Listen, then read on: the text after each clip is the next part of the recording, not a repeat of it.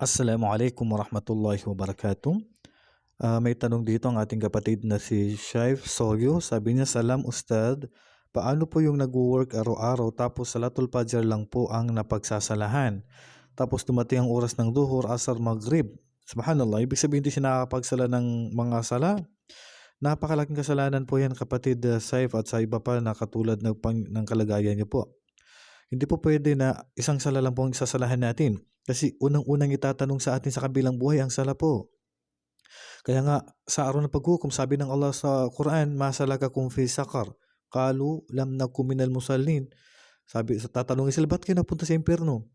Bakit kayo nahulog sa impyerno? Sabi nila, lam nakum minal musallin. Hindi kami napabilang sa mga taong nagsasagawa ng sala. At ang unang itatanong sa atin ang sala po sa kabilang buhay. Sabi ng propeta sallallahu alaihi wasallam, inna awwala ma yuhasabu bihi al-'abdu yawm al-qiyamati as-salah, fa in saluhat saluha sa'iru 'amalihi wa in fasadat fasada sa'iru 'amalihi. Ang unang-unang itatanong na checkpoint sa atin sa kabilang buhay ang sala. Pagka nakumpleto mo yung sala, natanggap yung mga sala mo, tanggap ni lahat ng mga mabubuting gawa mo. Pag wala kang sala, di sira lahat ng gawa mo. Kaya mga kapatid, bigyan po natin ng pagpapahalaga po yung sala. Yun ngang nagsasala na hindi pa po nakakapagsala sa oras nito, pinarurusahan. Paano pa kaya pag nag-iiwan ng sala?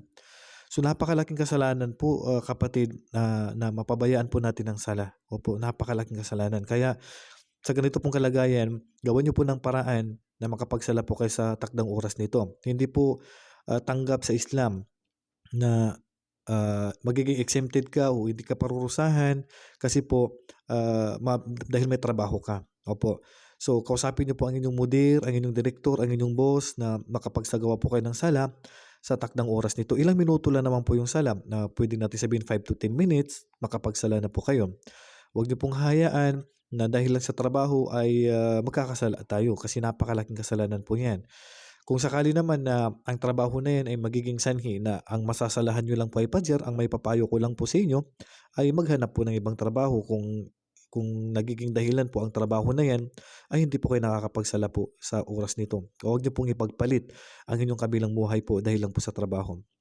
Ang propeta sallallahu alaihi wasallam kanina sinabi, man taraka shay'an lillah, awadahu Allah khairan minhum. Anumang bagay ang iwanan mo para sa Allah, papalitan ito sa iyo ng Allah na mas mainam sa iniwanan mo. Kaya wag po tayong mawalan ng pag-asa, wag po tayong malungkot kung ang trabaho na yan ay iiwanan natin para sa Allah. Sino bang nagbibigay ng biyaya natin? Sino ba ang nagbibigay ng trabaho para sa atin kung tutusin? Lahat yan ay sa kapahintulutan ng Allah. Kaya iwanan natin ang isang bagay na pinagbabawal ng Allah subhanahu wa ta'ala at papalitan ito sa atin ng Allah na mas mainam. Kaya naman kapatid, huwag niyo pong hayaan na Fajr lang po ang masasalahan ninyo. Kaya hanggat maaari, hanapan niyo po ng paraan na makausap niyo po ang inyong mudir, ang inyong boss, na makapagsala po kayo sa takdang oras at may sagawa niyo po yung sala ng kumplito at huwag niyo pong hayaan na dahil sa trabaho ay hindi po kayo makapagsasala. So, sayang. Trabaho, mapapalitan yan. Pera, mapapalitan. Pero yung sala, napakahirap pong bayaran yan. So, yan lang po mga kapatid. Wallahu a'lam. Assalamualaikum warahmatullahi wabarakatuh.